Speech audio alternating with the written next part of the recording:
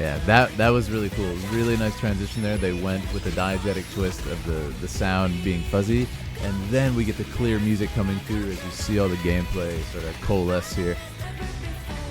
Ooh, I really like that shot. Yeah, unfortunately, a lot of people are saying this is borrowing very, very indulgently from other animations. It's a complicated conversation, right? Because the question is, where's the line drawn? Because I can tell you for a fact, these guys did it because Genshin got away with it and is very successful doing that, right? So it's a ethical conversation. Oh man, the giantess fans are eating good here, feeding them. Welcome back, guys. My name is Philip. I'm a filmmaker. You may have seen some of my work from China. Today, we're watching and reacting to Project Mugen reveal trailer. We're gonna check it out. It's gonna be a good time. We're gonna analyze the cinematic language. I was actually at Gamescom in Germany when this was revealed, and I saw it like on various screens, but I didn't really get a chance to watch it in detail. So we're gonna do that today. We're gonna break it down. We're gonna react. There's been a lot of discussion about this, a little bit of controversy. So let's talk about it. Let's get into it. It's gonna be really fun. Make sure to check out a lot of the other videos I've done on this channel, from Genshin, Honkai, Armored Core, Final Fantasy, the list goes on. It's been a ton of fun covering all these games. And I do have a Gamescom vlog on the way from our experience there. We're also going on 25,000 subscribers, so please help us get a little boost here. Let's go for it. Anyways, let's check it out. Let me know in the comments, what do you think of Project Mugen? Are you going to check it out? Let's do it. Project Mugen. Really cool visual style, very reminiscent of Genshin. Sort of the trend that they've started. Very cool to see. Yeah, looks cool. Looks like very explorable. Looks like there's a lot of NPCs.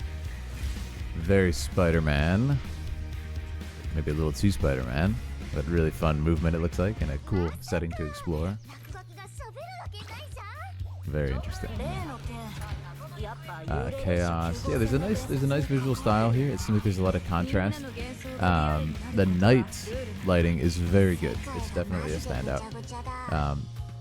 Yeah, I like the street lights and everything. This is fun too. You can see the particles of dust in the air there. This is really cool. Yeah, I love that. Let's go to like social media. We talked about this back when I covered the KDA More video. This sort of thing is really fun. Where you kind of take fictional characters and you make them like this level of believable, like they're interacting with social media, they're taking pictures like we do and stuff. I think it's really fun, especially for a game like this that is really modern. It's cool, and they've switched to, you know, a wide-angle lens that would be used for like a selfie camera here, which is really fun. You got the layover here of all the display images and stuff. It's cool. Anyways, let's move on. That looks like Shen-He.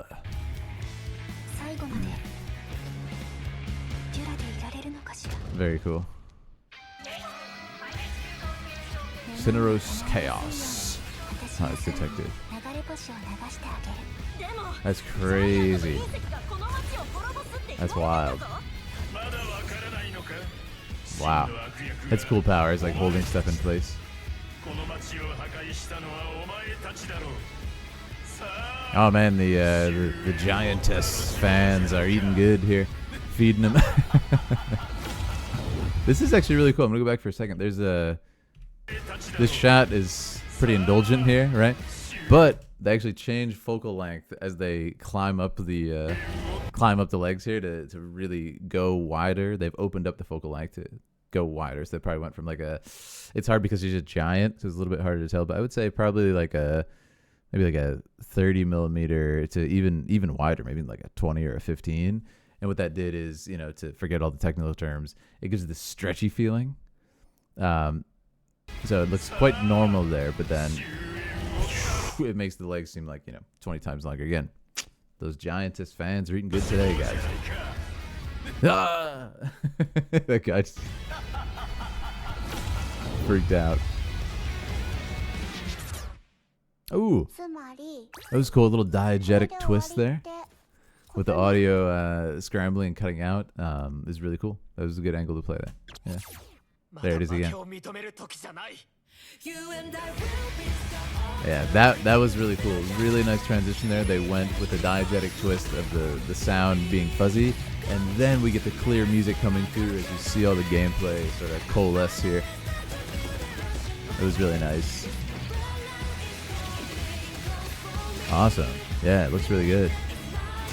Yeah, unfortunately, a lot of people are saying this is borrowing very, very indulgently from other animations, from other games. This is the Shen-He looking girl here, yeah. That's a cool enemy. Ooh, I really like that shot. That was very nice. That's going to be one of my favorite shots. We're going to go back and look at that one in detail. That was cool too, though. There's a lot of cool concepts here, yeah. Whoa. So I'm interested in like the vehicle usage. Oh, that was nice. That was a really good shot, yeah. Pulling in, showing the velocity with those kind of manga lines and stuff. I thought it was really cool. What do you guys think? Make sure to subscribe if you're new. We're going to be talking more about this game, I'm sure, in the future as it comes to fruition. I'm going to go back and cover a little bit more of the details here. And is this going to be a free game? See, I haven't learned a lot of the details. I've just looked at the trailer here. If this is a free game like Genshin, I am willing to try it. So make sure to follow on Twitch if you want to catch that live whenever that happens. But yeah, it's an interesting conversation. And I do want to open it up to you guys too. Pretty much frame by frame movements and animation being taken from Spider-Man in this case. Which is a trend started by Genshin. We talked about it a lot when Genshin first came out. They used almost the same frame data, like down to the the individual movements, the timing of the movements from Breath of the Wild, from Nier. There's a lot of stuff like that in the game. And it's a complicated conversation, right? Because it's like, they put their own twist on it. Obviously, Genshin is its own game, has a very, very deep, layers of gameplay in its own right and exploration and everything. But it did borrow, like I said, very, very clearly to the point of like frame data being almost the same. So the only reason I'm saying all this is because now we have to look at this and say, do we condemn this for saying like that? It's so close to Spider-Man, like, right? There's just no webs. Almost the same exact movement pattern, almost the same timing, almost the same, physical movement of the character. Just kind of substitute it in with the anime aesthetic and everything, right? So the question is this is what I talked about when Genshin did it. Where's the line drawn, right? Because I can tell you for a fact, these guys did it because Genshin got away with it and is very successful doing that, right? So it's a ethical conversation, and it's very similar to the AI conversation, right? Where it's like, okay, where do we draw the line with, stealing other people's work? I think it's completely wrong. The sort of data models where you feed that stuff in it. I think it's flagrant stealing, personally. But it's fascinating conversation. So I'm curious what you guys think. Anyways, side note on that, let's look at this. I know there's been a lot of discussions about it, so I wanted to just kind of open it up to you guys there. But on the visual style, it's quite good. When I saw it, I did think it was Star Rail when I first, because it has the futuristic look. And I say that because, again, the style is just very similar. Again, no points off for that. It's just very, very heavily inspired by Genshin and Star Rail, I would say. I do like this a lot. I don't know what like the lore could be behind this, if it's just a fun thing or if it is indeed like a live painting. But I love it. It was really fun. And there's a few more shots I want to cover here. A lot of the set pieces are cool. There's some great color use here with the the yellow batons and everything.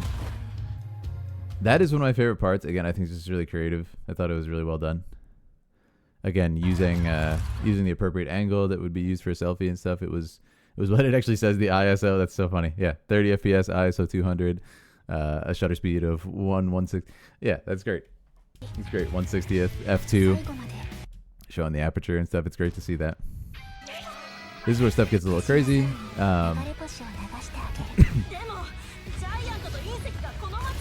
Yeah, really cool imagery, and it's cool because the music here takes a back seat. Like I said, after this section, boom, we get gameplay focus with the music raised up, and I thought it was really well done. You destroyed this city. So yeah, the question is like, what is that gonna mean for the story? And who is this, like a digital villain or something? It's a cool image though. I mean, look at that. It's crazy. Very Kingdom Hearts, actually. Like the symbol on her chest.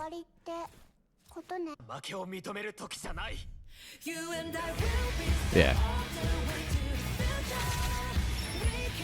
This character has like the best shot in my opinion coming up. There's like FPS aspects to it. So the game seems to be having a lot of different gameplay, and I'm sure that could be used as sort of a highlight of this game. It's like, wow, look at all the different stuff you can do. You know, there's a thing that feels like Spider-Man. There's a thing that's like, you know, looks like it's out of Fortnite right here. Maybe that's what it's going for, to like borrow aspects from every game. I'm sure we don't know everything about this game yet, so I do assume it's probably going to be like a gacha like Genshin, just because it's presented so, it seems to be targeting that audience so heavily that I would assume that's what they're going for here. I could be wrong.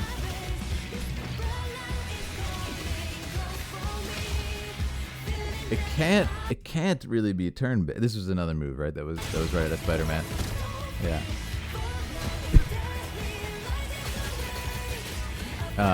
It can't really be turn-based by the way you're kind of jumping around and stuff, I assume. So I assume it's action combat. Where's that shot I really liked? I think it's coming up. It's a very, very clean shot. That's a cool one. Yeah, this is the shot. I think it's my favorite shot right there in the trailer. It may surprise some, but it's just very, very technically executed. Yeah. Great composition here. Having the brighter background, a bit of a higher key background, and her dark hair. These leading lines of her hair leading right to her face, and there's a bit of mystery in this image, in this composition.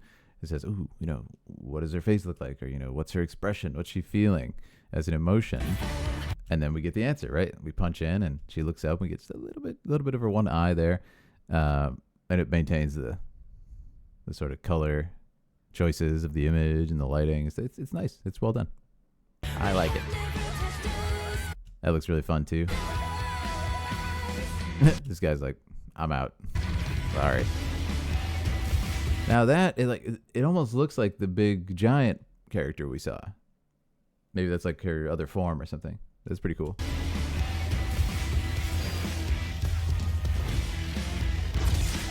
I do like this ending where we end up jumping into the air to fight her. I thought that was really cool.